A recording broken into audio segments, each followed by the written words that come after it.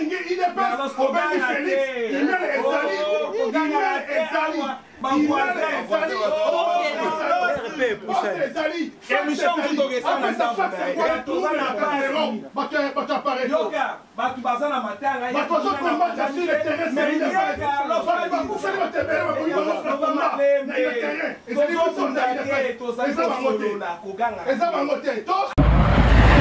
Georges Kassongo. Moi, j'ai mon opinion différente. Non, nous avons des opinions différentes. Junior, Carlos Junior, s'il vous plaît, Carlos Junior. Muto ya salio wana bokecho wana. Na salio ka courage na ye. Mais baza ba hypocrite na ba eso wana. To mona ki caméra na ye na conseil ba kende ko négocier na bato ya fali. Asenga ka mbongo combien? Pese un exemple. Rex Kazadi azaki combattant munene. Corrompu. Akoti na kawana. Tozui Chatumba. Corrompu. Akoti na kawana. Tozui Ari Moké. Osoyi Moké à Belgique. Corrompu. Afro Europe Média. C'est Marc Tabou. Vous avez déjà c'est Marc Tabou. Et ça y est. En direct de Finlande na Helsinki. Et si quand Afro Europe Média tchaki ba moyen pour ces marques ya. Pour la signature ya contrat. Il y a Afro Europe Média. Souka na site. Basala ba site na Scandinavie. Lelo c'est marque ya loba. Patron ya solo. Il y a ba site comme on a eu la sainte diva Gisèle Ngindu. Et puis suivi la technicité, il y a le réalisateur de réalisateur. Ah, la moni na kamo c'est Marc Andimi. Oyo Lucas de Max Mayas. Morote, Bana Finlande. Tosimba, Afro Europe Média. Bana Finlande, na Afro Europe Média. Ba star ya minene, baza oya talanga yo. Tala lelo, na signé contrat nanga. Bola nanga wapi. Et pas il y a Afro Europe Média avec la diva, la sainte diva Gisèle Ngindu. Moi si ya pembe, maman respect, au bazar benga, la fleur qui ne fane pas na kata Finlande yo. Ata malili, fleur wana il l'embarraté. Le cas de Max Mayas na caméra, Afro Europe Média, toti kala ben na site moko awana kata Finlande. Ciao. Mbota na bino ba fidèle ya Afro Europe Média, ndeka na esabino, je suis là pour vous servir. Bandeko lelo awa na plateau awa ezali kamomoro ya débat moto sala concernant la musique, retour ya musique à na kati ya Europe. Tel que vous le savez, ezala ba concert mi balé febeta, ma concert ya Fali Poupa, na concert ya Héritier Watanabe. Mais ezala ba misusu oyo baza pour que concert ezonga, misusu bazali contre concert ezonga te. Nenge eza boye bandeko nanga sur ce plateau. Na yambel bino bandeko oyo nazo kende ko présenter bino bango. Je vous présente monsieur Georges Kassongo oyo ebele ba ebele en tant comme un chef coutumier, mais lelo a sur le plateau azaï le kola un politicien indépendant. Et na mopazi na msuto tozali na Carlos Sikala auto bengi UDPS Scandinavie base solide. Donc représentant ya UDPS a na kati ya Finlande, c'est bien lui Carlos Sikala. Et à ma gauche, il y a Junior Las Obama. Junior Las Obama, Yewana Moutazay Namopazi Nangai. Lui, c'est vraiment la pareco. Merci Nabao Balandi Biso Bakide Nangai. Likambo Oeza Awa, c'est vraiment un problème. Oezaliko. Kosala vraiment ba débat ebele oyo misusu bazali kutu na posa na minto bazoloba makile kotanga soki kokufa to kufa musique ekotika lara jamais kozonga mais il y a les autres qui disent que musique il faut ezonga bande konangai awawa ndeka na hôtel présenté bino Junior Obama boyebi déjà position ya pareco la musique ekozonga te c'est NON pour eux. Et Carlos Sikala, point de vue na yeto landa qui a moni sur même Facebook, lui a un problème de la musique et koki kozonga. Mais nous en a papa a dit so monsieur Georges Kassongo, pour lui la musique il faut catégoriquement ezonga. Et d'ailleurs asa déjà nabillé pour akende na concert ya héritier donc ekoyinda mais je préfère que déjà tout cela qui déjà on va se respecter entre nous. Opinion mutuna mutu, ba fidèle bazolanda bino bato bogo juger. On n'est pas là pour soutenir quelqu'un, on n'est pas là pour la contre quelqu'un. Moi je suis là comme étant un arbitre. Toujours sifflé, mais cette fois-ci malheureusement que je ne l'ai pas. Donc on a toujours comme un arbitre Junior et Obama. Bonsoir. Bonsoir. Santé bien. Très bien. Nini oloba na ba fidèle ya frère of Mido bazo na biso pour le moment. On appelle si bango mbote na kombo ya Yesu Christ. Donc tolingi site oyo ya bana mboka ya Finlande. Donc site oyo esili masolo na minute pour le moment. Eza afroeuropemedia.com. Donc ya onde beaucoup de côté msoute donc beau zappé awande. Merci beaucoup Junior Obama et Carlos Sikala nini oloba na ba fidèle ya frère of Media. Oui, na pesi bino mbote bisika bozwami bino bayebo misana kolanda Afro Europe Media. Bo continuer toujours kolanda, bo s'abonner sous ebele ndenge bo salaka toujours. Beaucoup d'appels information il y a bien ndenge Afro Europe Media a préparé pour nous Sabino pour CP. Merci et monsieur Georges Kassongo. En tout cas to pesi bango nyonso mbote mingi. To senga bango en tout cas ba s'abonner mingi ndenge ndeko koloba. O eza site na biso il faut ba soutenir yango makasi. Eza site pena esimbi mboka na biso donc toko esate. Merci beaucoup. La scène d'Ivoire, c'est qu'on a toujours dit la fleur qui ne fane jamais. Azana pour nous servir Nubino. N'oubliez pas de vous abonner à ce site Nabiso. Merci beaucoup. Mais si concernant les Kambo, toujours le la musique. Nous avons intro nanga Junior Obama. Pour la nini ozali contre retour ya musique à Nakati Europe. Oui, la scène, merci pour la parole. Moni musique na biso oya lelo so na bi na répondre en deux phases. Oui. Na bi non musique ezonga te et puis raison ni ça la ken pour ni musique ezonga te. Donc si je peux répondre ça que ba musicien ba frère na biso. Baza ba congolais biso toza ba congolais na ebitenda kunini oyo bazala na matanga alikoto bat bazolela côté kuna bat bazoyemba bazobina surtout ba propos ba thème ya musique na biso to yebi lelo eza vraiment sous na sens ndenge ba papa na biso ya kala ba betara musique te.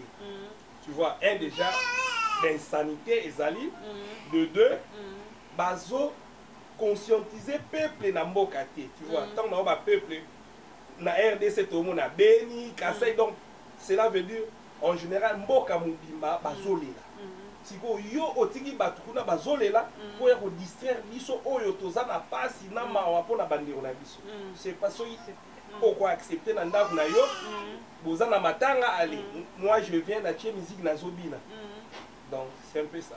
Merci beaucoup. Awa toza chrono na biso tozo kalela eza vraiment très important. Junior au consommer 1 minute.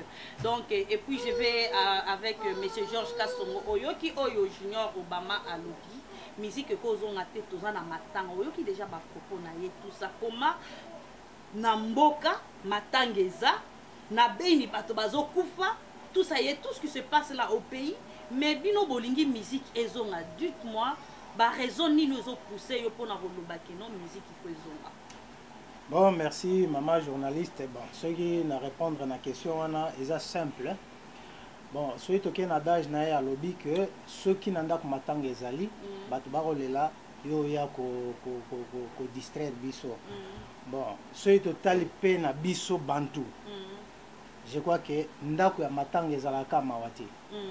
Musique pe esalaka partie ya kolela na biso wana ya chagrin na biso toza nango wana natikala komona te na Congo je ne sais pas na kweni ya Congo ki matanga ezali batu balelaka kaka tomona pe na ba village comme moi je suis villageois je dis que chef coutumier je viens du Kapanga eza na sud ya Katanga kuna loin vraiment biso bayaka na bambunda batu bazo beta bambunda bazo danser ba mususu bazo lela kati eza bongo donc nazomona raison wana te ke lelo Congo eza na mawa batu ba yemba te babina te non peut-être na kata ko yemba wana pe to ko yemba pe banzembo oyo ezoloba pe makambo ya mawa oyo toza nango wana na kati to passer pe message na kati wana peut-être ceux qui na ndenge ya lobi wana ke oui bon musique na biso ezali éducatif te peut-être na sens wana mais pour la musique en général nga nazomona vraiment raison oyo bato bakopekisa musique peut-être forme nango nde tokoki kochanger que message nini tokoki kovéhicule na kati ya musique wana mais pas par la dictature. Il faut vendre na bango. Donc selon vous, oui. Il y a quelque chose où ils ont le droit de dictature, bazali ko sala ngo po ke non musique. Voilà, voilà. Pour moi, diaspora, ngai pe naza diaspora. Pour mutu moko te azali plus congolais ko leka muninga. Plus diaspora ya Congo na libanda ko leka muninga. Biso to ya bana mabele. Biso to na libanda. C'est-à-dire ils ont un dictat moko ezali parmi biso et que bato bazo imposer ligne de conduite moko boy sans tenir compte ya opinion ya baninga. Donc eloko wana ngai na ko digérer yango te. Normalement ceux qui bazo mona ke musique wana eza mabe ngape ne bandeli na mona ke eza bongo. Bon toko vana bango na mesa to sololi. Ebite na biso to mona ke awa bozo yemba mabe bozo sala mabe. Bango pe ba yebisa biso pourquoi ba yemba biloko mabe wana. C'est ça. La démocratie. Et pas imposer les gens na makofi na biloko wana to kondi mangote. OK, merci. Vous avez déjà consommé 2 minutes et puis avec Carlos Kala ni no koloba à propos ya musique. Pourquoi? Et là on a comprendre te ezaki non UDPS baza pe ba combattants. Les combattants en général ba interdire musique na kati ya Europe na diaspora disons.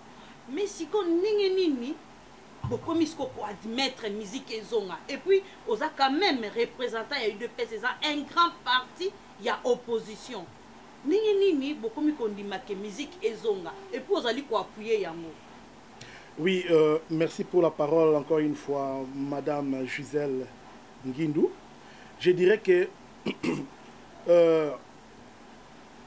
mon parti, l'UDPS, n'a jamais pris une décision pour interdire la musique. Nous sommes sans ignorer que l'UDPS n'était jamais causé décision de ce genre, allant dans le sens d'empêcher nos frères musiciens. Laisse-moi achever, laisse-moi dire.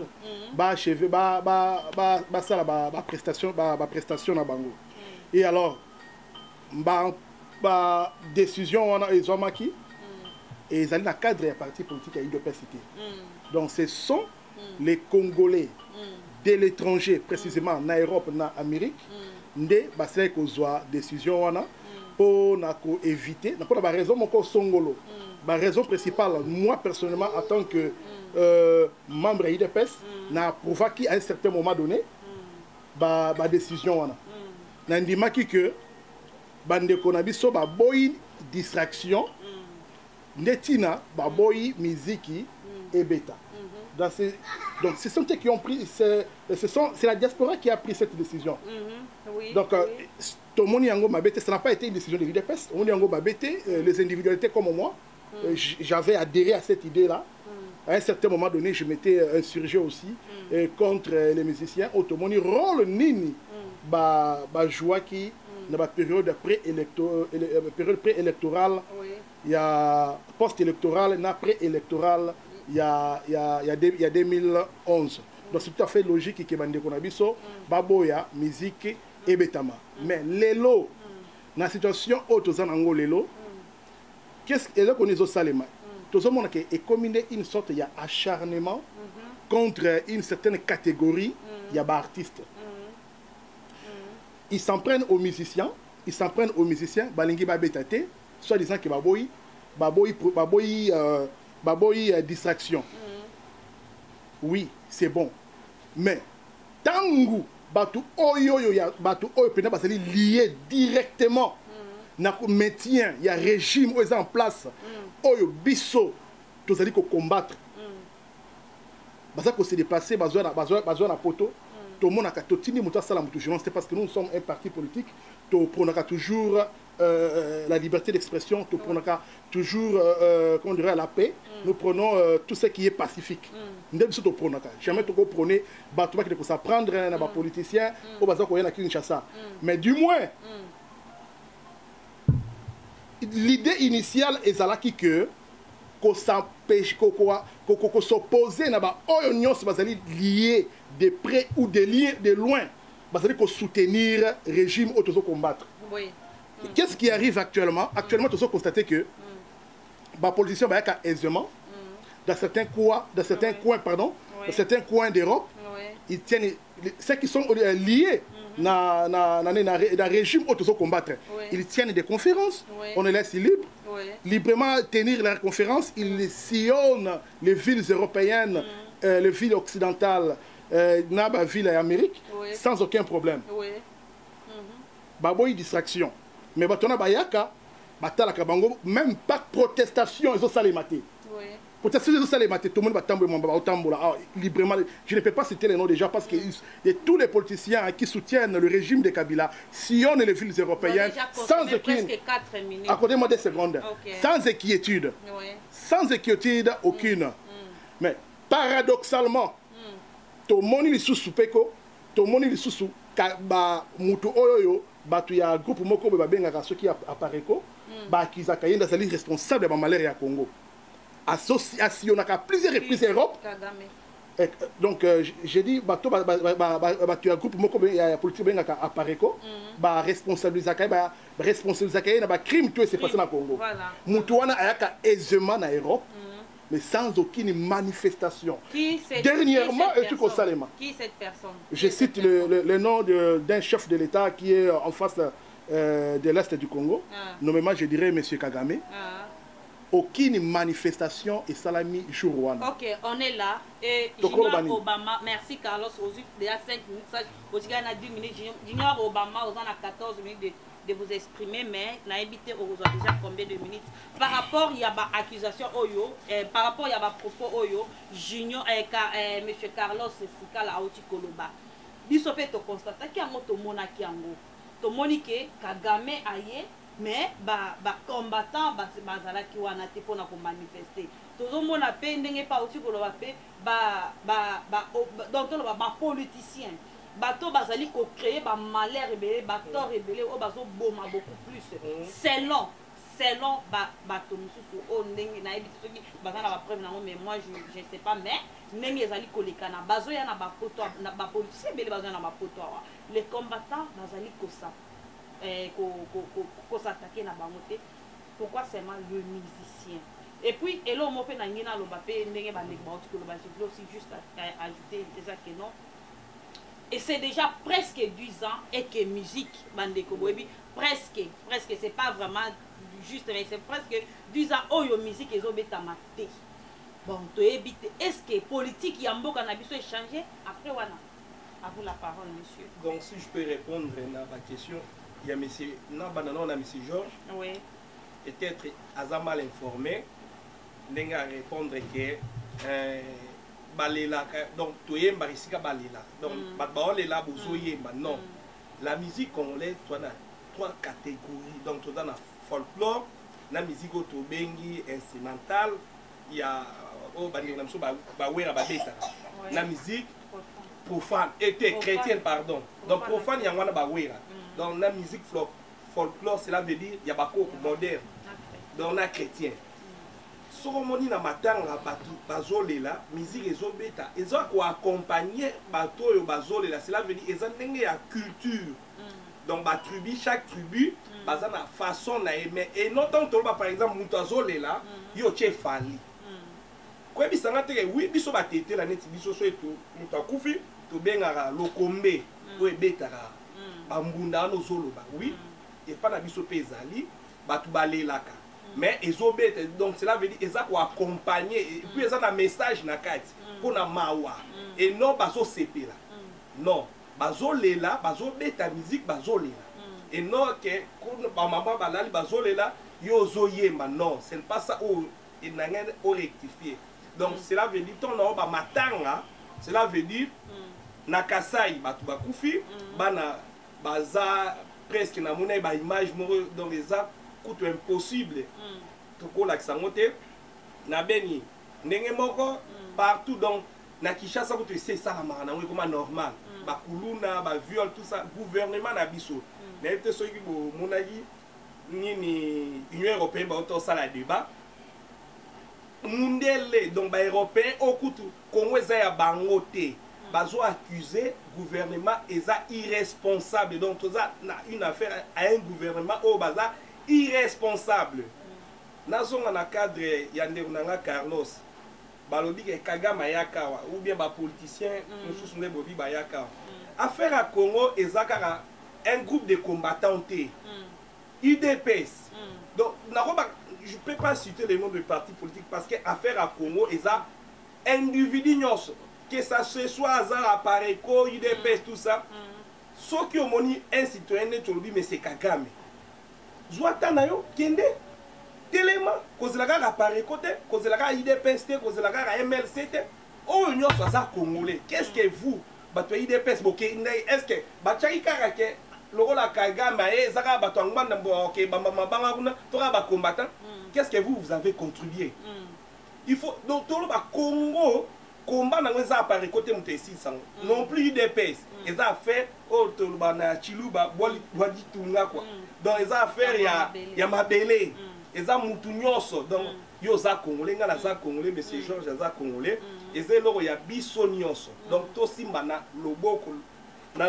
pona bande na biso ba musicien baza ba frère na biso surtout héritier azamo na quartier donc il a grandi na Kitambo na héritier bien baza ba frère à part musique to solo laka toza ba ndeko mais tant que tolo ba ke ba maman bazolela tala lelo Angola biso to banda ya ba Angolais peut-être na ba 2000 et quelques années ba comme kozwa scolarité éducation tout ça scolaire donc ezalaité ba bande ko ya autant epa na biso mais ba Angolais lelo ba komi ko yamba bande ko na biso na Kasai parce que gouvernement na bazolinga ko distraire peuple bazoboma ale bazo distraire biso na diaspora cela veut dire ba musiciens ils sont utilisés baza ba frère na biso trebi ba gens ndenge salama parce que ba bénéficier te intérêt zate yo kanisi héritier nombre combien de ba okota na oye a ko zo bénéfice il y a pas ezaka ke juste bazo pesa bango ba mbongo wana pour ba distraire biso bazo pesa bango ba mbongo oui ba pesi bango ba mbongo to yebi nous tous on sait mais héritier vous pouvez informer bato ba yebi te bazo talo kolo ba yebi donc peuple congolais ça date pas d'aujourd'hui ba bandé na JB ba arrivé donc l'histoire se répète à chaque fois au ba Kabila ngaka sa ba stratégie minene ba yaka ko manipuler diaspora parce que par exemple affaire il y a Tambwe Mwamba na minute eza na terrain ba lingi siko pour pas distraire biso na musique OK biso kutu il faut to sensibiliser ba famille o ba kufela bande ba kende ko baksa ba plainte contre ba mende ba mbwisa nyamwisi donc ba criminel o nyonso ba participer qui na massacre wana RCD Goma quand on voit RCD Goma on voit déjà c'est Kagame la preuve est gouvernement o nyonso bomona lelo o ya accompagner Kabila banane bazara majoritaire ce sont des gens de RCD Goma cela veut dire ce sont des Rwandais moi j'ai nazolo baba argument o na yebi donc baza ba Rwandais bango babomisa Kabila les pères yango to soupçonnaka ke mwana na azande na biso te c'était Rwandais le batu nyonso bazana ba Tambe Mwamba lelo basimbi poani mais eza ba makambu basala. OK, merci beaucoup Junior Obama n'a eu information concernant oui Bakissa oui une minute donc cela veut dire monsieur Carlos UDPS so ibomoni Kagame ye donc yozo zela obelela ka non bato apareko to mona bande on a biso wa yambo commandant iso bakendaki baza ba congolais donc coup de chapeau na boké tout premier wa yambo malgré bato UDPS ba congolais mususu ba lo barake oza pamba mais biso bato ya peuple donc to pesi bino ba félicitations na musala bo sala musala Congo ezaka pona combattante car pona IDPS apparaît côté c'est une affaire ya tout une peuple congolais donc o nyoso romona Kagame omoni Rwandais omoni muto nyoso a participé na malheur ya Congo telema cause la karaté apparaît quoi ya cause la karaté IDPS ya cause la karaté benga ba combattants nous tous nous sommes des combattants nous combattons pour notre pays. Merci beaucoup Junior Obama mais Junior Obama to kende pa etozonge pa olobi likambo ya matanga ezali mais est-ce que ça comme musique ndé mutu faut bo finir pour na matanga Junior lindisa ne parle pas ngazolo banane parce que bandeko tozomona ba combattant matanga eza mais basala rapé musala na bango Junior Obama kenda musala ba musicien bazo sala musala na bango toyebi ki tant matanga ezalaka soki lelo na ndako na biso matanga eza tokolala jamais na bambeto mais bino bolala na bambeto na basi bobotaka boliaka bosala makambo nyonso baactivité nyonso normale.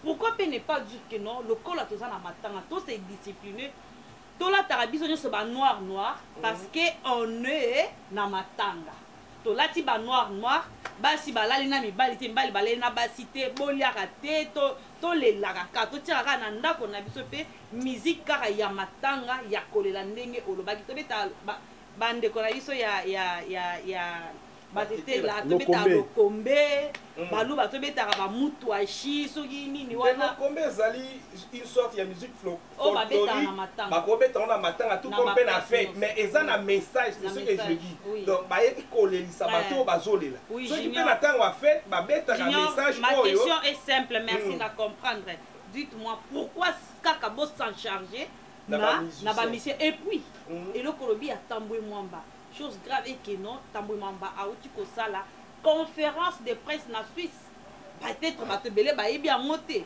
histoire wana ya Alexis Tambwe Mwamba ba opposant ba nani ba politicien belé bayaka awa pourquoi kaka na ba oyo bazali faible nazolinga omeka ko répondre. OK nako répondre une belle question merci la question vraiment ya donc il y a une question capitale na holoba omoni tozwa ba exemple ba mboko tofani bamboko bayambi biso ezanga te ba congolais muto bandi mambo yoko interdit musique même na France tant bazalai na occupation Hitler abandé au kanga bamboka mike ba français pour baya ko récupérer mboka na bango et puis bakendaka wapi bakendaka na Angleterre ba pekisa même ba musique ba ndai ko beta lisu ba concerter donc ba se concentrer qui ba simbani bango na bango na ba allié basali résistance babengana ti lelo balman o to benga ba raciste donc batu ya Hitler donc pourquoi pas biso ba congolais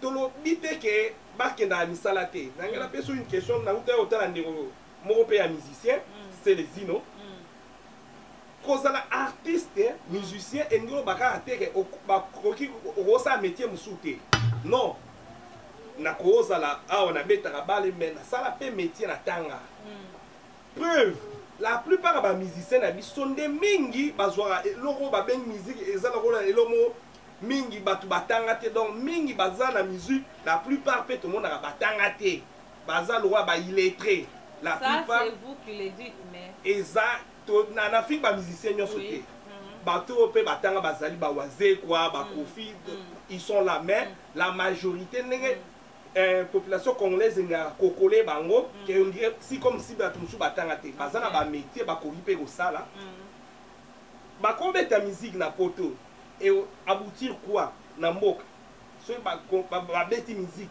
junior musique pe batanga kango ya on azolo ba musique ko batanga ka eza musique oyo bakenda na ba ina tout ça ba ko tanga eza ma beti mais tozolo ba ke soki ba beti musique awa na poto et là on est au changer na mboka.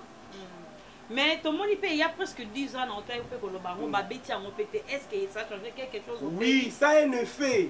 Les gens qui chassent ça, on a raté ba combattant pe ba koma ba musu bazo telema eza parce que ba moni makambo yo fruit oyo et salami na poto. Ne et sali conscience éveil na mboka ba balamuki ah non on est rongwa banda olo bana bino a mwana azao Rwandais batu nyonso ate mbanda lungwa yesi asali mingi tout ça lelo so itozo ko avancer te parce que ezali au na Congo il faut to longo lelo kwana o mbanda o Tshisekedi tout ça to simba biso nyonso o nyonso za na idée o e ko apporter un plus pour na changement ya Congo atelemi toli sana sima na e nga zaka pour na ngwanda te ngonda c'est un papa o azan expérience beaucoup et puis toza na respect belé pour na makambo alobaka tomonaka eza vraiment yango même papa Tshisekedi pe asona azalaki pe na ba raison na makambo mosusu tobanda kozala nsima mais soki tomoni ke obungi tokoya kaka wana na nsima tosala bajale lusu de merci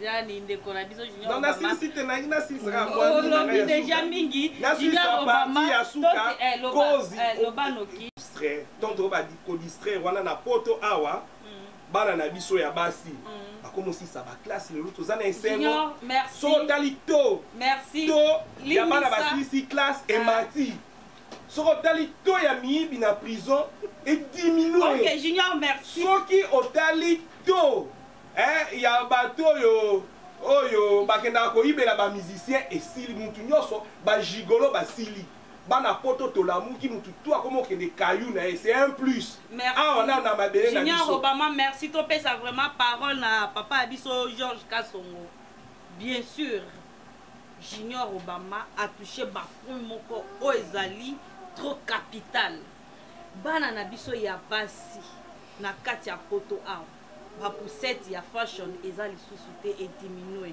likolo ya musique bandeko ebele bazolobela ke musique ezonga te mpona badistraction parce que tobo yango mpe tokende mpe tozonga epai te depuis musique mpe eza na poto ya te bato mpe bakoma oluka mpe misala bato bakoma oraisonne baka badistraction wane esila ezala lisusu te mais sikoyo ozolinga musique ezonga beaucoup plus mpona raisonne. Bon, merci maman journaliste nako répondre moke namoni débat bosali kuna nandeko bama bobungaki nzela moke selonga. Ok. Bon, parce que peut-être ne bandela biso on parle plus de la musique.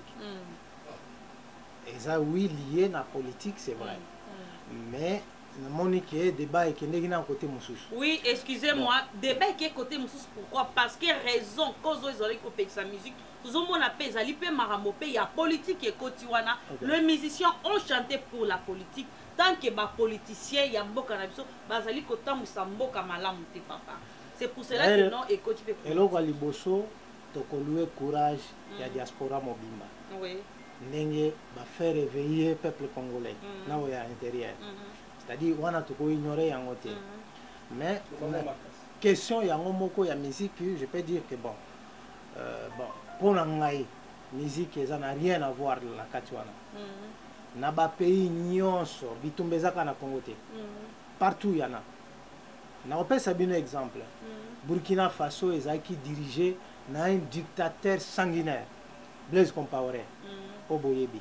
Mutu nyonso alandaka politique o ayebi makambo ya politique ayebi yango. Ceux qui tozui ba grand musicien ya Burkina Faso. Babeta na bango même na poto baza ko beta na bango mais Blaise akenda na conscience ya peuple comme na baki ne bandeli ke musique to ko pekisa ngote mais forme na yango c'est-à-dire malobo ezo ko véhiculer na kati ya musique wana nde to ko bongisa c'est-à-dire na biso batu tozo mona ke musique wana ezo kende mabe na bango ba musicien o baza conscienté to vandi na mesa moko to sololi parce que biso nyonso ba congolais biso to ba congolais to vandi to bike likambo yo eza bien te to sala boy to sololi na bango mais pona ko pekisa yango bo tu ko évoquer yango awa plus de 10 ans et pekisama changement ezate même matin et beti lelo ceux qui biso mo ba congolais to conscienté que to lingani na Congo to lingi mboka ezala ndenge nini elo mo changer na ezalate Kabila ozane kawana Kabila ce n'est pas la musique. Kabila les ande que à ça on a déjà faiblesse à peuple congolais. Parce que nous sommes faciles à acheter dans bon. OK. Tout de suite là on to vandi biso 4 5 awa. Mal ya diambon ko ya Kabila. Mais je crois que il faut na mentalité à congolais parce que biso visa kaka matériel. Na mentalité à congolais, on m'a appelé que on a tikoto. On mentalité à congolais. C'est ça le qu'il faut échanger. On dit déjà que Napoto, Kabila zo corrompre batu tout. Mais Kabila zo corrompre batu ndengeni. Laissez-lui parler s'il vous plaît. Les opinions na ngai. Je dis bien. Merci. Batu bazolo ba Kabila zo corrompre batu. Azo corrompre ba Rwandais to ba Congolais. À mon avis azo corrompre ba Congolais. Et c'est des mêmes Congolais wana. Otozo mona butu moi na ba micro na ba caméra kolobaloba mais na soir na kuzu abendila wana banani ba journaliste to mona ki journaliste muto ya salio wana bokecho wana na salio ka courage na ye mais baza ba hypocrite na ba eso wana to mona ki caméra na ye na conseil ba kende ko négocier na ba tu afali asengaka mbongo combien wana eza te ke bakoseli ye caméra eta emonanaki aza wana aza konégocie mbongo mpona libumu na ye mais akobima awa afingi bato e bato balandi ye vous ne voyez pas que eza hypocrisie moko boye nalobi bien tozoloue bacourage na bango wana éveil na bango wana mais bazala na sincérité devant peuple na bango bango balia te mais tomona mpe nazongi moke mpe le vieux titi akotisa biso mpe na erreur lere moko abi ayebisa biso soki kabila apesi bino mbongo bozo eza mbongo ya mboka na bino vous ne voyez pas ces choses nayebi te bato balandaka politique ayebisa biso clairement soki bapesi bino eza mbongo ya mabele na bino bolia yango omoni te ke ozotinda biso lisusu na moyibi yango ya trop parce que lelo soki bapesi nga 100 000 nalie yango esili nayebi kote wana 1 million elobi na okende su wana eloko tolingi nde elongo wana mitu ya bacongolais c'est ça mais la musique eza vraiment na rien à faire na makambo c'est vrai babavire eza ebele mais ebandi kaka na pouvoir ya kabila te babavire wana nakozongisela bino na temps ya bavie franco botia nzembo ya Hélène boyoka babétise oyo eza na kati wana c'est Mobutu qui était au pouvoir biso ayiba gamin botia nzembo ya franco ya Hélène. Donc pour vous, vous allez tolérer que non musique même de bêtises. Non. Yango na lobi bien. Na conscience na ngai. Musique ezonga ezala éducatif et non ba bêtise.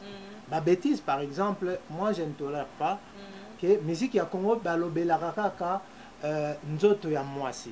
Excusez maman journaliste ya mwasi. On parle que de la femme. 90% ya ba parole ezalaka wana. On parle que nzoto ya mwasi. Or na nenga na ebeli nzoto ya mwasi ezalaka sacré. Voilà. Comment? Tokoko lobela yango te. Nous avons d'autres choses autre yembe la musique. Autre yembe sa ba mission na biso que non. Botika masolo, oui, moi c'est plutôt yembele ko adorer na ndenge mususu. Et pas na ndenge moko. Voilà. Un exemple kaka tolobi, ou soit ko apprécier kaka, ba compliment wana ba bloko ndenge wana. Alors, bango sikoyo balekisa po e bandika na kabila te e banda déjà depuis quand. Donc eloko wana nde il faut to bundela so itolingi ke musique ezonga na nzela. Donc balongola nan ba santé o bayemba kawana. Mais yango moko tozana besoin na yango parce que zo la partie ya culture na biso. Mboka moko te o kende zanga musique. Mais papa, monsieur Georges Kassongo, avant déjà balongola ba insanité bazo yemba, je suis vraiment informé que ça déjà habillé. Il y a kokene na concert ya héritier. Héritier na balongoli ba insanité, c'est quand même ozokende ko participer na concert. Non, na outi ko le bango tout de suite là. Ba fronta adversaire na musika te. OK. Un adversaire, il faut oser la face na ye. Pour que yeba déjà makanisi na ye ezalaka ndenge ni. Ngai soki naza ennemi na yo na oleka na droite nga na leki na gauche na koyeba position na yo te mais plus que naza prêt naza en face na yo nazo étudier yo ata muto yo alinga mema makamu na nzela boy donc nga na okotele boy c'est ça problème nazali wana te pona kokende ko encourager ba makambo mabe te moi nazali wana pona même temps on akendaka na kini na kota ba concert ya bango ba wera na kota ya Kofi Olomide na libulu na kotaka partout na kendaka omoni ba faire écoute na 1 2 3 na kotaka bon pourquoi pas nazamu na lingi musique na lingi vie na lingo vivre ça c'est vrai on nazamu to ya vibraka na ndenge nanga mais na toleraka ba bêtise wana te na kozana bango nazalaka na bango par exemple Bericé baza baleki to monine bazo évoluer chez Werason ngana za pyramide à Elliott o azaki donc mokonzi na bango tango ngana zokota na la zamba ba héritier wana ba petit na coopérer na bango na bawera na bango wana vous comprenez baba petit que na rosa pembeni na ye bon akoli déjà na kopé sepetoli habiter leki nzela ozokende wana yango te bato babenga rien impoli parce que azara bato bapesaki bato te bato babengaki bempoli donc il faut tokota kaka wana parce que musique yango wana nazokata yo parce que ozu déjà presque 11 minutes ya nina yo Carlos Sikala. Oui, madame Gisèle. Papa, eloko bato ebele bazo comprendre te. Depuis que héritier Watanabe akendaki koyemba na matanga ya Tshisekedi. Et puis to constata pe na matanga wana ba kombata balobaki héritier il faut abeta. Donc to constater que non UDPS bazoli ko soutenir héritier Watanabe abeta azonge la concert awa na kati ya Europe. Et puis to occupé ba propos pe ya bato belé oyo bazali bali ya UDPS combattant Superex Kazadi. Yepé azali pe kopé sa ba déclaration pour lui concert il faut ezonga na Europe. Carlos Sikala. Mais quand même to kende pa to zonge pa yi. Etienne Tshisekedi nano kundamite. Boyebi ke non mutu lokola yé. Quand même il faut l'honorer. Mais ndeni bo changer kala malgré que non olobi a que non UDPS ba pe sa déclaration te oyo officiel ya ko interdire musique. Mais quand même ba soutenaki idée wana o ba combattant bazwaki pona ko éviter ko longola musique pona ko longola pona musique ebezate pour éviter ba distraction ba makambo ebele za kati ya musique. Ndenge tozoyoka ndenge pe ba déclaration mingi zoloba makino le politicien bazali ko utiliser ba musicien pona ko distraire bato pona ko laisa bato pongi. Mais UDPS quand même bino boza parti munene pourquoi beaucoup fongola bato misu pour nous dire la réalité tout comme on a déjà na bino comme que ne penetka besoin ça peut peuple pongi. Je dirais d'ailleurs autour le bango parce que sinon on va qui en déjà l'interdiction il y a musique, ça n'a jamais été une stratégie ou une décision prise par mon parti, l'UDPS, et interdiction est soutenue individuellement par les partisans de l'UDPS, dans le sens où l'idée initiale c'était que pour éloigner la distraction. Mais à l'heure où nous nous trouvons en ce moment, nous trouvons que ceux qui se réclament être des combattants se sont écartés de l'objectif initial. Il y a distraction. Pas interdiction de musique, mais il y a distraction. Éviter les distractions entre guillemets. Et parmi les distractions, la musique a été ciblée. Donc comme premier élément. Carlos Sikala, excusez-moi, toyoka ba musicien ba yemba po ba voter pour Kabila. Toyebi ke Kabila azali qui opposant non Tshisekedi azalaki opposant na ye. Donc babandaki ko wele la élection. Le musicien bazali ba leader d'opinion. Ils ont chanté pour soutenir Kabila. Maman, ngai na casquette ngai ya mutu ya UDPS, je dirais que ceux qui ont soutenu Kabila ba utiliser expression na bango. Bazali libre ya ko soutenir parce que c'était la candidature. C'était les élections, chacun est libre de soutenir qui il veut. Du côté de l'UDPS, nous avons connu des musiciens qui ont soutenu l'UDPS. Bill Clinton a chanté pour l'UDPS, Moitayan a chanté pour l'UDPS, et il y en a d'autres aussi qui ont chanté pour l'UDPS. En tout cas, il faut ça la différence.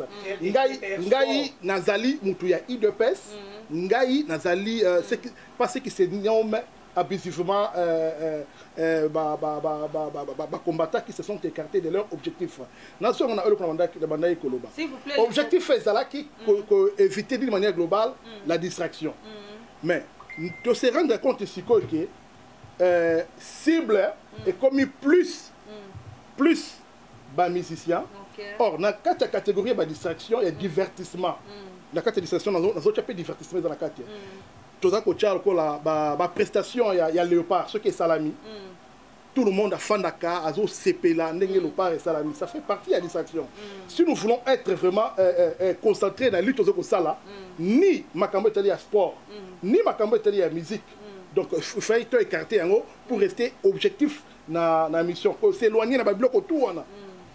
Mais à l'heure où on se retrouver que 4 ministères sont visés. Non seulement situation de dégradation, il y a lutte à Napoto. Le monsieur qui se réclame être du corpuscule d'Apareco, bazali bato oyo bazali koloba ke bazoloba ke musala o bango basali interdiction na bango basali nde sali ememi avec na Congo tu sais nini mais c'est faux.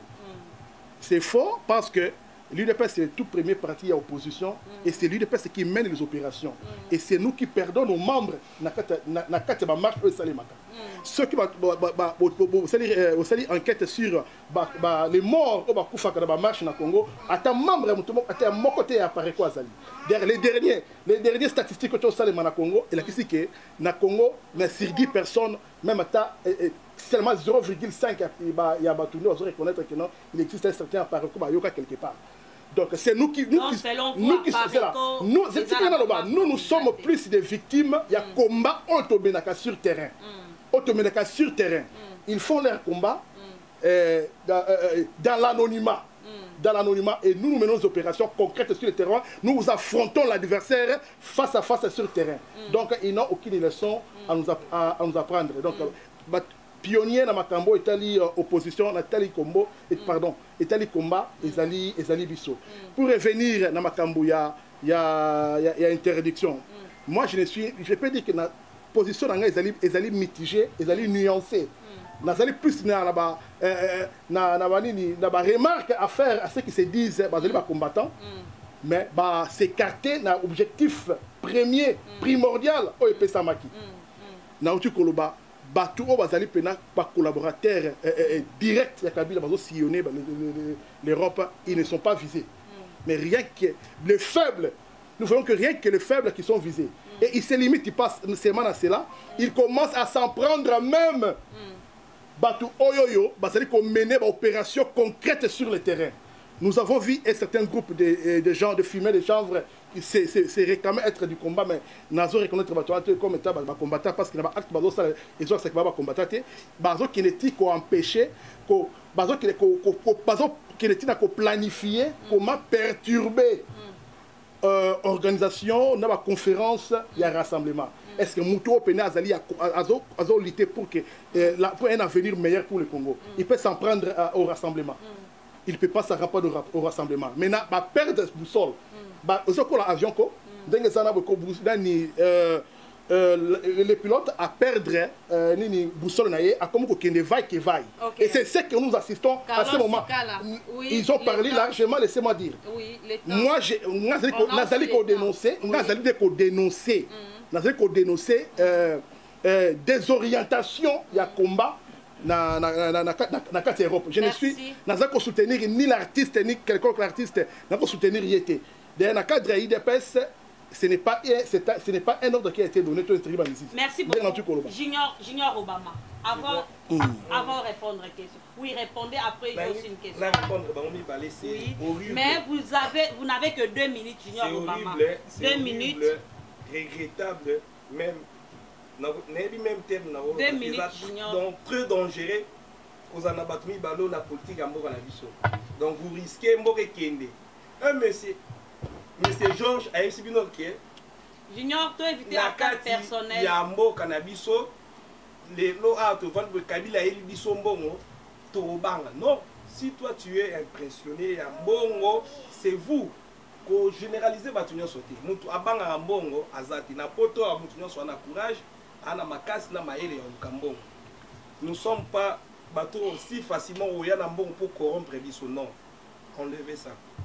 Carlos, combat alobino bien que bango bato IDPS soutenir qui musique et zone. Alobaki yango awa bosani. Na lobité que va soutenir les individualités. Les individualités. Junior, laissez-le parler. Non. Faussement non. Faussement non. Il ne faut pas m'accuser faussement. J'ai dit les individualités dans l'IDPS de soutenir. Ce n'est pas été une politique de l'IDPS. Ce n'est pas été une décision de l'IDPS. Non. Reproduis ce que j'ai dit. Ok, merci. Merci de recadrement. Il a rectifié. Ok, laisse-moi parler. Oui. Je n'ai pas rectifié. Tout le monde qui héritier d'abord, à l'école, il IDPS, il y a autorisation. Il y a Robeta.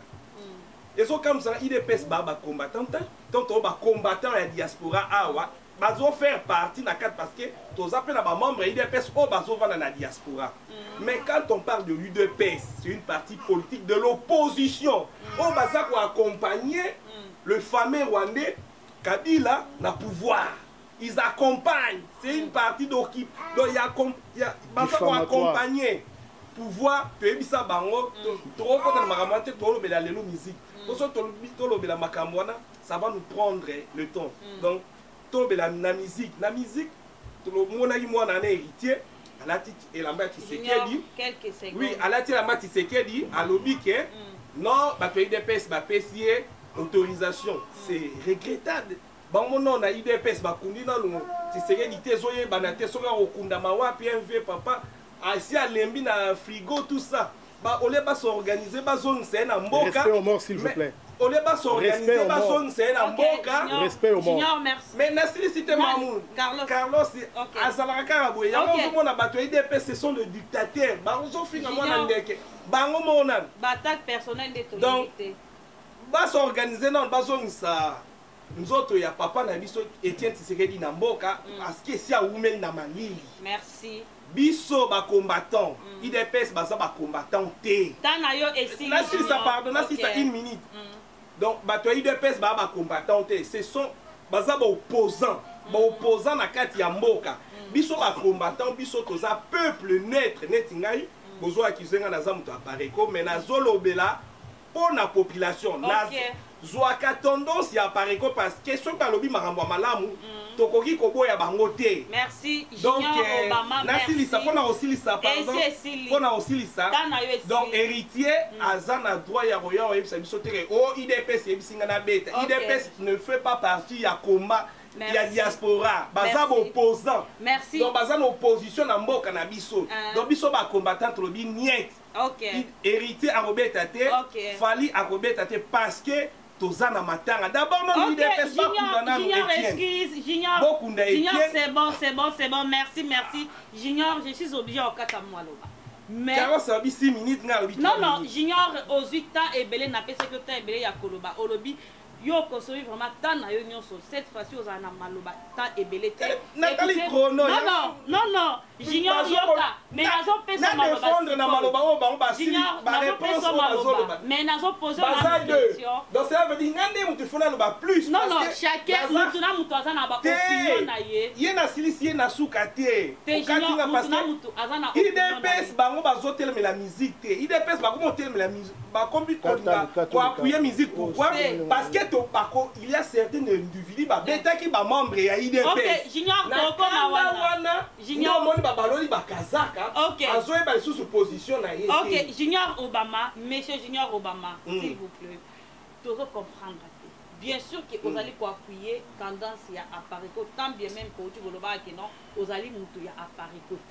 Ça, c'est entre guillemets. Mais si Junior Obama, normalement, combat et Zalaka, normalement seul et donc les opposition te mène à combat par que pas opposition Apareko n'est pas de tant l'opposition cela veut dire bozana kati ya parlement bozana kati ya mboka oyo tozali na pouvoir na opposition Apareko baza ba résistant ba tout oyo. Comprenez qu'ils ne font pas la politique active. Bien sûr que comme je dis, laisse-moi terminer. Bazo ko œuvrer dans l'anonymat. Laisse-moi terminer. Ezali na opposition te. Apareko bazali ko tele opposition cela veut dire quoi? Écoutez, Nayebi, opposition, cela veut dire on dit que travailler dans le régime wana, il y a occupation.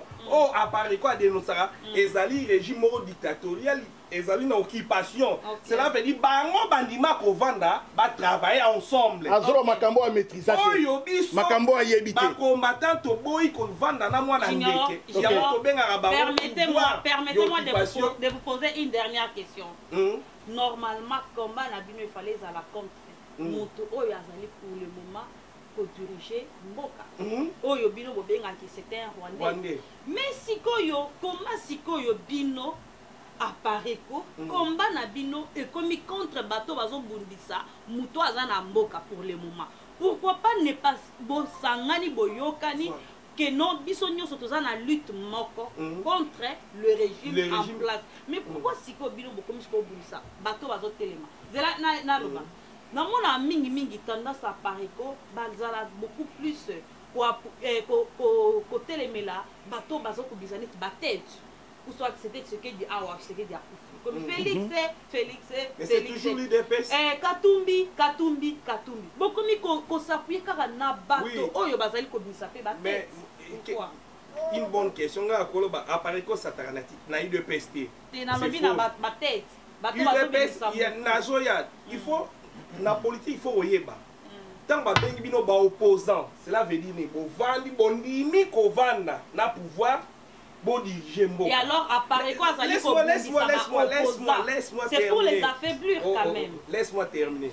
Donc tant babengi bango bazali bato opposant opposition pardon. Donc bandimi kovanda na pouvoir en place bakabola to ba diriger mboka. Biso ba combattant toza pe na tendance musu ne bolobi ya pareko. Tozomona tokoki kovanda na pouvoir on a parce que bazali ba occupant donc toza na occupation. Donc congolais la preuve on est bota ba généraux nyonso no ba osa ba désordre na est ce sont des Rwandais. Ba mindele ba bimise bino ba fuite ba fausse commune et écoute plus de 40 donc toza déjà na plus donc voire même ba 60 koloba la fausse commune on va découvrir na Kasai mindele ba zolo bango donc il y a pas des mindele so déjà plus donc c'est trop. So tali na tendance bon vanda vraiment bozong ça maela bomoto banani bazu ba poste ministériel ebele na gouvernement na baza batu ya RCD Goma. Quand on dit RCD Goma c'est Kigali.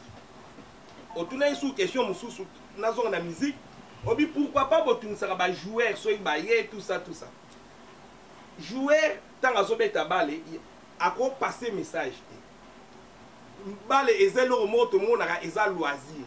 La musique, ils appellent un loisir, mais ils ont un cadre, il y a qu'au passer message. Mais il y a un message. Maman, oui, wana azali coach, mais joueur, question des azali. Mais azali coach quand même. Azali chef. Tout le monde va jouer à la commune Apollo, Béni, je suis béni. Question. Avant qu'on m'a béni Apollo, à conscientiser le peuple. Mais c'est sa manière de s'exprimer. Tout fait nombre, vous avez raison, mais tant que vous avez interview les musiciens, pourquoi?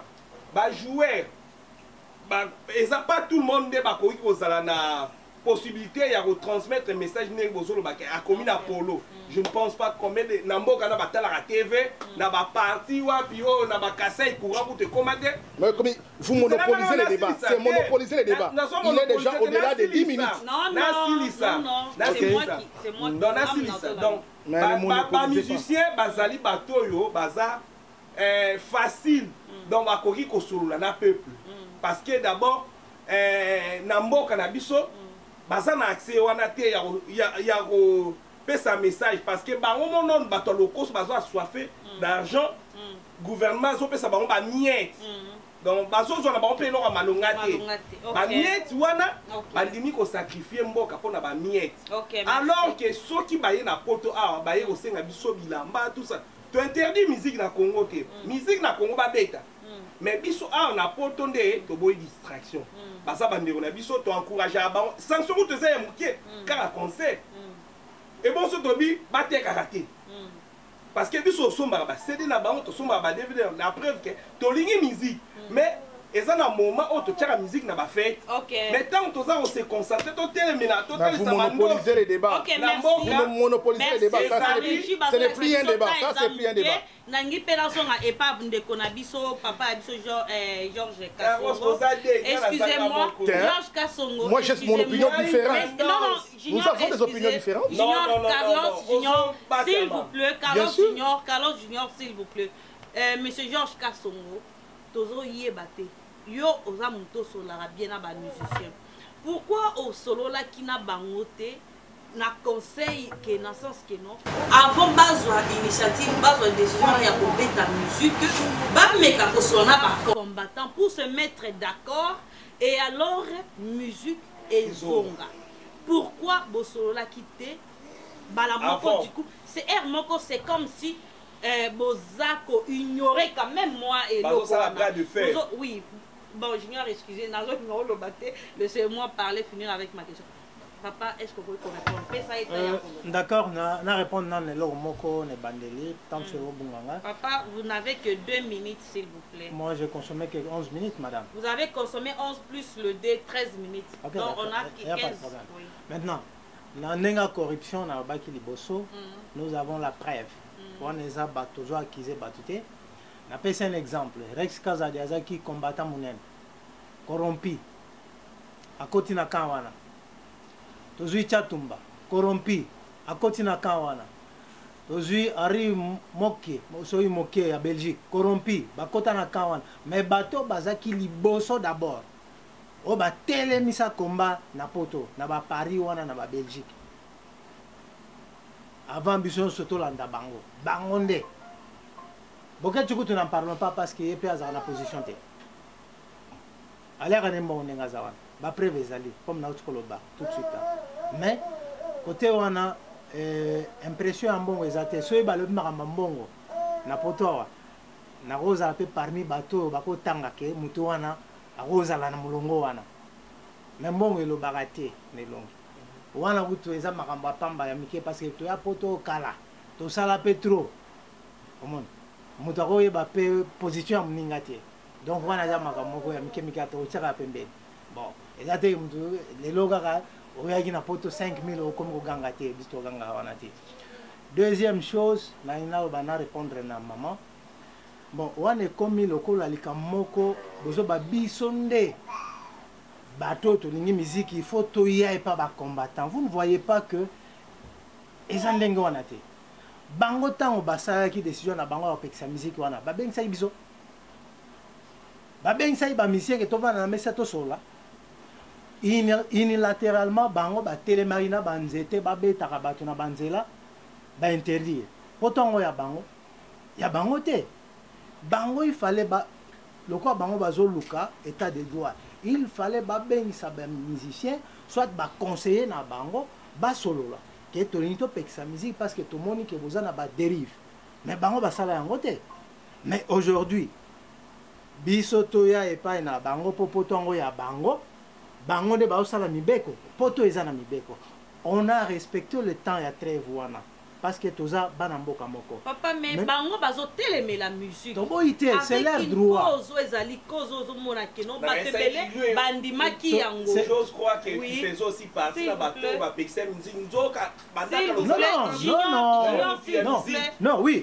Ngai na lobaki on est bandé. Directement ba parole. Non, maman journaliste na lobaki on est bandé, na zo ngana te, na bi ngala zam na donc il y a vibration. Même na mboko so retuni. Tous les concerts et Nazaki le premier. Donc, non, ce n'est pas ça que je dis. Laissez-lui le temps de parler. Au moins, Bawemba Bayawa, Bisonne, tu as aussi la cortège, tout même à Bango. Ba Pepe Kale Bayawa, Ba Bozi, Bisonne aura toujours la première ligne. Alors là, na l'obité qui Nazaki pour Baïdé, Nazaki contre. Vous voyez qu'on a fait 10 ans. Il y a très voilà. Après conscience et quoi, tout le monde a un sens moroté. Aussi, on a combat où on gagner sans coordination. D'abord, c'est total bien. Na ba combattant, il y a poto. Tout ça, na coordination moroté. Au dehors le bas, mutuna muta bimela place à bimela. Est-ce que nous avons kabila? Il faut tous na plateforme, organisation moroboé. Mon conduit azala. C'est une question, il y a maman journaliste. Tu vas négocier nanai. Ceux qui ont négocié na bokecho. Rex Kazadi a télé. Boké qu'on négocie ceux qui n'ont pas, Moussou soit télé. Mais finalement, chef Nabino Azanan. Token interlocuteur Nabino Nan. C'est ça, désordre des alliés. Vous opposez toujours contre vous, les opposants contre vous. Tout en donc c'est ça en fait, Bandeko. Na évité un mot yasuka. Un mot yasuka pour na clore émission à biso. Bandeko, to comme na moment ya ko conclure parce que tant vraiment ils allaient ko permettre biso to que les paysans musika ba argument zali ebele. Maintenant mutu azana ba point de vue na ye. Bandeko nazoti que la bino public bozwa décision na bino mutu na mutu ye moko ameka ko réagir nini balingi musique ezonga to te parce que bamisu balingi ezonga misu balingi ezonga te mais pour conclure Carlos vous n'avez qu'une seule minute merci. Oui, merci de nous avoir suivis. En définitive, moi je dirais que mon intervention c'était plus pour dénoncer la dérive. Il y a Otobengi, soi-disant, combattants déroutés, où il va perdre objectif initial, il y a Ebandeli. Comme il faut s'apprendre simplement, na musicien, le faible, batiki, les collaborateurs directs, il y a Kabila, où il sillonné nakati na Europe, où il va comme il sous kokendeti na niveau ya ko s'attaquer na bato bakoka ko soutenir pour na ko faire échouer ou écrouler le régime qui est en place. Okay. J'ai dit que tout le monde ndenge bakomi ko s'apprendre de la rassemblement na l'UDPS où ils allaient parti mouvement organisation où ils allaient na crédibilité sur le plan national et international na Congo na makambo itali ko mener lutte pour na ko écrouler régime ezali en place. Merci. Musique ebeta to ebeta te. En tout cas, ça n'a jamais été une décision de mon parti l'UDPS, mais ce que je veux que combattants déroutés bazonga nanzela sont un objectif. Merci Carlos. Merci, c'est Carlos Sikala, le représentant de l'UDPS en Finlande. Ok, merci. Et Junior Obama. Donc pour nous bref UDPS bakondana moi nana te héritier, cela veut dire bazali ko soutenir musique ezonga parce que but ezali ke lokola ba cause ezali lokola ba betara bango par quelques individus pour combat ezaka mutu moko mibale misatu te. Donc ezal groupuscule toloba ya batu o ba telemelaki rassemblement o ba betaki bango yango wana kanda wana nde boza komona bato IDPS babaloli ba veste. Mais ce cas Songo, il a beaucoup parlé, ça vient dur. Na parti nae alobi ke ba res kaza, tout ça ce sont des collabos. Et ça batu oyo pouvoir jusqu'aujourd'hui et utilisera bango pour na ba rocha distraction ko déstabiliser diaspora. Mbala oyo to fungoli mesu peuple congolais. Merci. Et ça affaire en Rwanda te à Paris côté ya IDPS te ça affaire ya peuple congolais la muka. Bande ko na biso basilisi classe, bande ko na biso batiki ko yiba, bande ko na biso misala izwami. Merci. Une semaine déjà. Zonga simatin na ba distraction ya pamba ba ya ko distraire biso na poto pour na Congo eza na besoin na biso to tanga to kende na mboka to sikola mboka parce que le Congo de demain nous appartient. Okay. Donc, quand on se laisse faire des distractions musique, fali héritier bakobeta te. Non, c'est non. Merci. Soki balingi babeta, baluka to fan dans la table, to la kisabango ke ba o bazoku fwana baza batata mwasi na bino ba maman leki, bande kona bino. Donc Congolais merci Junior Obama. Bisogno soto ya na marche na Paris le 14, le 22 nyoso wana concert. Non, non. OK, merci. Merci Junior Obama to ebika to mesana Junior Obama azo respecté chronote. Merci goyo papa la biso Georges Kasongo. Bon, merci beaucoup maman journaliste. D'abord na saluer ba combattant nyonso. Toza benemité. Toza bana mboka moko. Elo ka na osenga bino ke bo s'organiser. Sans organisation, tu gagnes vraiment combat oyoté. Depuis déjà 10-11 ans, donc tu as travaillé car un éparpillement. Vous n'êtes pas des combats. Vous n'êtes pas du combat. Ce n'est pas le moment d'interrompre. Non, quand on dit combat, il faut ngondo kendo beta batute. Donc c'est combat ezalaka na ba façon ebele. Intelligemment, intellectuellement. Et puis voyoutisme c'est ça un combat mais objectif est la moko. Bon, ce que je remarque na kati ya bande konanga ba combattant bango loko bazo s'identifier que biso toza ba combattant te kaka bango bozande organiser te bo s'organiser to vanda na mesa moko to discuter to solola to joa ligne de conduite au monde sans dire que non biso boyna boy mais pour la musique ce que je vais dire on a ngai musique egozonga nango ekozonga nango eza ba grimace musique ekozonga ekobetama. Monsieur Georges Kassongo, excusez-moi, moi muke, olobi neti esengeli bo vanda en plus bo solo là. Mais awa ndenge eza boy aussi au lobaki ke tango bango ba interdisaki yango ba benga ki bino te bo vanda bo lobaki no bo sanction. Non, justement, na lobi bien que ebandeli na bango baza na désordre. Na utako pointer pe na lobi ke na kati ya ba combattant leader azate. On négocie nana. Non, excusez-moi. Laissez-lui. Parce que s'il y a un leader, c'est facile à... Laissez-lui, c'est la conclusion, monsieur, c'est la conclusion. N'oubliez pas que c'est la conclusion. Leader azate. Combat eza éparpillé. Solo la nana. Mais na souka na lobi to vanda na mesa. Cela veut dire tous les Congolais de la diaspora to vanda na mesa to revoir stratégie. Merci. Mais non pour na négocier na un tel ou un tel té. Bisogno so total. D'abord la fois passée na reportage sur to salaki. Non, on peut encore une minute. Voilà. Na senga ki ke to sala congrès ya diaspora. To revoir stratégie ya combat. Bon, na yoki l'animateur Bakino, c'est comme si monopole à combat est à Paris, na Belgique. C'est ça que les gens ignorent.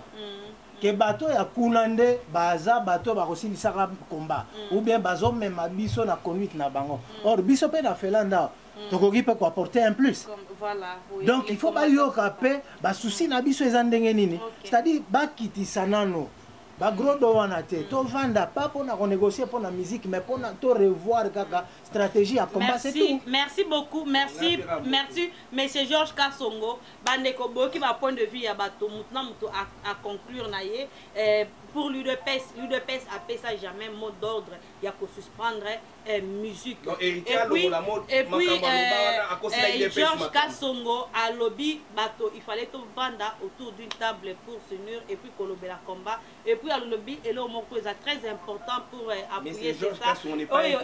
Non combattant basaka o bazali na France té na Belgique té na Londres té ici aussi en Finlande il y a aussi des combattants tant bazo sala ba réunion ou bien marambia koyokana. Il faut aussi contacter aussi ceux qui sont aussi ailleurs. Ici aussi il y a de grands combattants de bozomo na bango baza ba toi jeter na éviter ceux qui après débat oyo ba ozala toujours ba ami topé ba okabwana Junior Obama boyo kiango c'est NON nini concert musique et kozongaka jamais na poto et kozongaka jamais oublié et kozongaka soki Kabila kei. Merci soki bango ba mikitisi ba yepa na biso to koki ko accorder bango chance to ko ka solution mais les musique et kobeta ka. C'est juste une conclusion et puis pour na conclure na émission na bino boyo ki yango a meki lisusu ko appuyer yango ke non il faut kaka Kabila tel que Kanambe a dégagé alongwa nde musique ezonga bande ko c'était ça notre débat.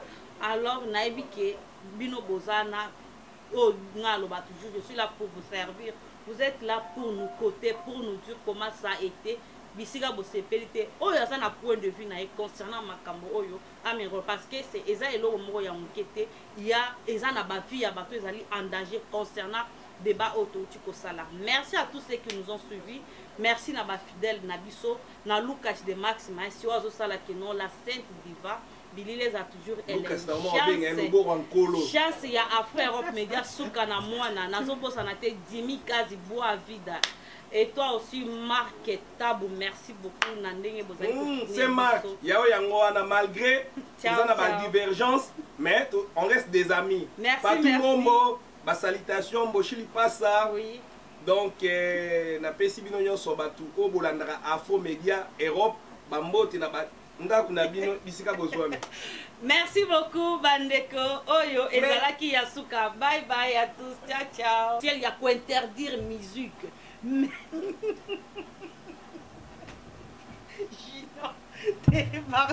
Au katana. Mais quand même pas soutenir qui. Ça c'est gâté.